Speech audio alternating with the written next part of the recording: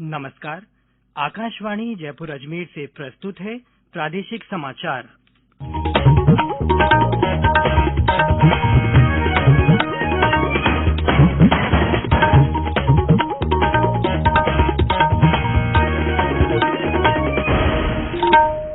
मुख्य समाचार।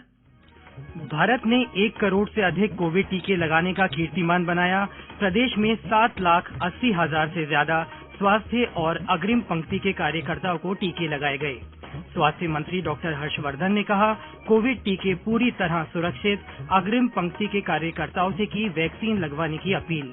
प्रदेश की विभिन्न ग्राम पंचायतों में कनिष्ठ लिपिक के पदों पर कार्यरत 9,000 कार्मिकों को पदोन्नति देने का निर्णय। और राज्य में दिन और रात के तापमान में बढ़ोतरी के साथ हल्की गर्मी का असर शुरू। समाचारों के साथ मैं सिद्धार्थ जैन। कोविड-19 महामारी के खिलाफ देश एकजुट होकर लड़ रहा है। आप भी हमारे साथ सुरक्षा और बचाव के 3 आसान एहतियाती उपायों का संकल्प लें। मास्क पहनें, 2 गज की दूरी है जरूरी, सुरक्षित दूरी बनाए रखें, हाथ और मुंह साफ रखें। और अब समाचार विस्तार से। देश में अब तक 1,49,49,942 लाभार्थियों को कोरोना के टीके लगाए जा चुके हैं। स्वास्थ्य मंत्रालय में संयुक्त सचिव डॉक्टर मनदीप भंडारी ने बताया कि कल कुल 6,58,000 से अधिक लाभार्थियों को टीके लगाए गए, जो कोविड टीकाकरण के दौरान एक दिन में लगाए गए सबसे अधिक टीके हैं।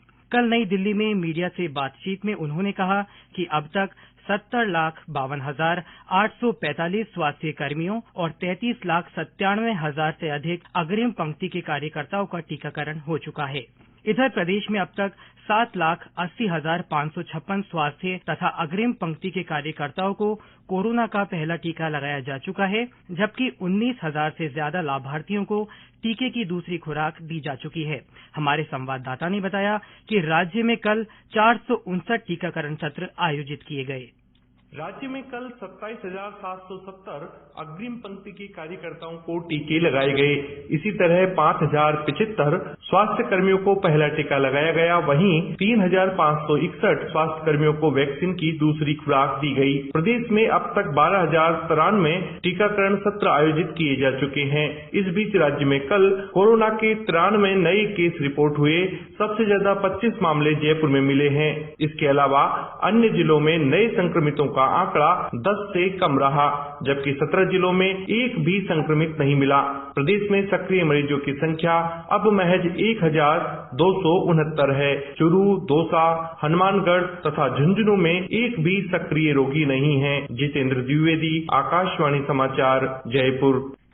केंद्रीय स्वास्थ्य मंत्री डॉक्टर हर्षवर्धन ने एक बार फिर कहा कि कोविड टीके सुरक्षित हैं। उन्होंने सभी नर्सों, आंगनवाड़ी कार्यकर्ताओं, स्वास्थ्य सेवा और अग्रिम पंक्ति के कार्यकर्ताओं से अपील की है कि वे कोविड वैक्सीन लेने के लिए आगे आएं। कोविड टीकाकरण के बारे में गलत सूचनाओं, अफवाहों और नकारात्मक संदेशों को खारिज करते हुए उन्होंने कहा कि कुछ भ्रामक धारणाएं जानबूझकर फैलाई जा रही हैं, जो सही नहीं है। उन्होंने लोगों से इनसे बचने को कहा। डॉक्टर हर्षवर्धन ने कहा कि टीका लगाने से बांझपन होने जैसी गलत जानकारी दी जा रही है। टीकाकरण के बाद अल्कोहल का सेवन करने से प्रतिकूल प्रभाव की गलत धारणाएं भी सामने आ रही हैं।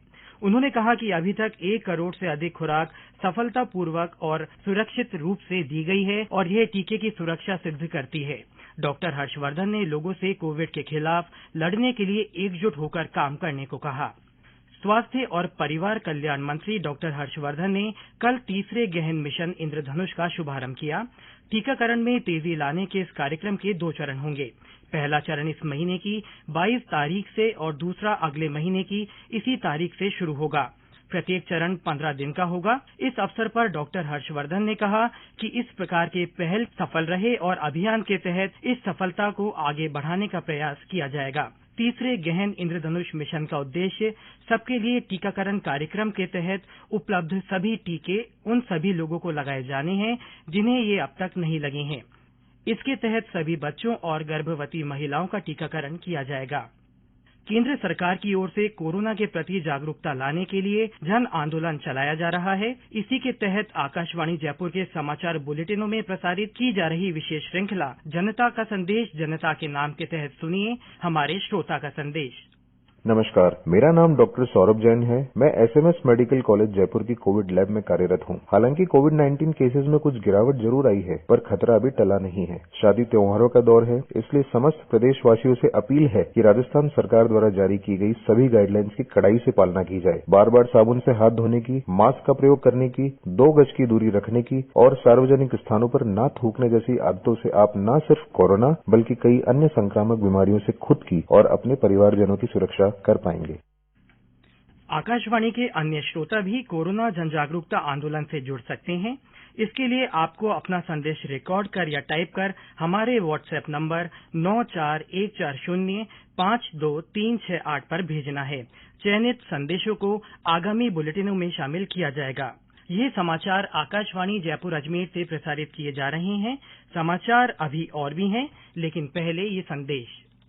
चलो मिलकर एक शुरुआत करें, चलो एक फैसला आज करें, मास्क नहीं तो टोकेंगे, कोरोना को रोकेंगे, चलो एक इरादा करते हैं, चलो कुछ वादा करते हैं, मास्क नहीं तो टोकेंगे, कोरोना को रोकेंगे। समाचारों में आपका फिर से स्वागत है।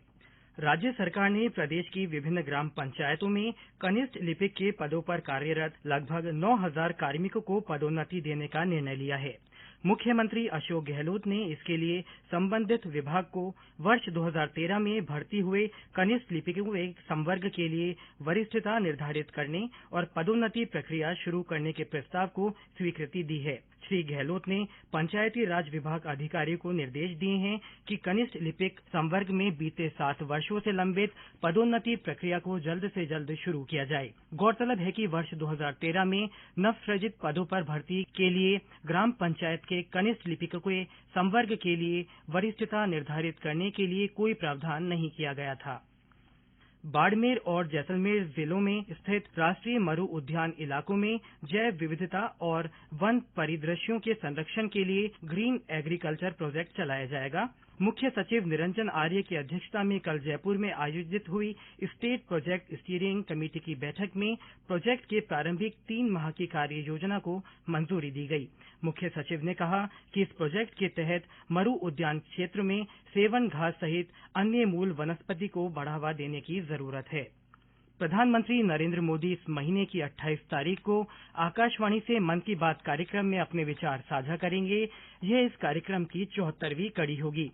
एक ट्वीट में श्री मोदी ने लोगों से इसके लिए प्रेरक घटनाक्रमों को साझा करने का आग्रह किया। लोग नमो ऐप या माईजीओवी ओपन फोरम पर अपने विचार साझा कर सकते हैं। प्रदेश में दिन और रात के तापमान में बढ़ोतरी के साथ साथ हल्की गर्मी का असर शुरू हो गया है। कई जिलों में न्यूनतम तापमान 12 डिग्री से ऊपर पहुंच गया है, जबकि पश्चिमी जिलों में अधिकतम तापमान 30 डिग्री सेल्सियस से ऊपर दर्ज किया जा रहा है। मौसम विभाग के निदेशक राधेश्याम शर्मा ने आकाशवाणी को बताया कि अगले 3-4 दिन में तापमान और बढ़ने की संभावना है। राजस्थान के ज्यादातर स्थानों पर दिन का अधिकतम तापमान औसत से 2 से 3 डिग्री सेल्सियस ऊपर दर्ज हो रहा है, जबकि न्यूनतम तापमान भी करीब 2 डिग्री औसत से ज्यादा है। इसके अलावा अभी अगले 3-4 दिनों तक तो राजस्थान में फिलहाल मौसम शुष्क बना रहेगा, यानी बारिश की संभावना नहीं है। वहीं नॉर्दर्न पार्ट्स जो है विशेष सुबह के समय मध्यम से कहीं कहीं घना कोहरा अगले 1-2 दिन और आ सकता है। इसके अलावा पूरे राजस्थान में फिलहाल मौसम पूरी तरह से शुष्क और सुहाना रहेगा। और अंत में मुख्य समाचार एक बार फिर। भारत ने 1 करोड़ से अधिक कोविड टीके लगाने का कीर्तिमान बनाया है। प्रदेश में 7,80,000 से ज्यादा स्वास्थ्य और अग्रिम पंक्ति के कार्यकर्ताओं को टीके लगाए गए हैं। स्वास्थ्य मंत्री डॉक्टर हर्षवर्धन ने कहा है कि कोविड टीके पूरी तरह सुरक्षित हैं। उन्होंने अग्रिम पंक्ति के कार्यकर्ताओं से वैक्सीन लगवाने की अपील की। प्रदेश की विभिन्न ग्राम पंचायतों में कनिष्ठ लिपिक के पदों पर कार्यरत 9,000 कार्मिकों को पदोन्नति देने का निर्णय किया गया है और राज्य में दिन और रात के तापमान में बढ़ोतरी के साथ हल्की गर्मी का असर शुरू हो गया है। इसी के साथ प्रादेशिक समाचार बुलेटिन समाप्त हुआ। हमारा अगला बुलेटिन हिंदी में दोपहर 12:30 बजे प्रसारित होगा। नमस्कार।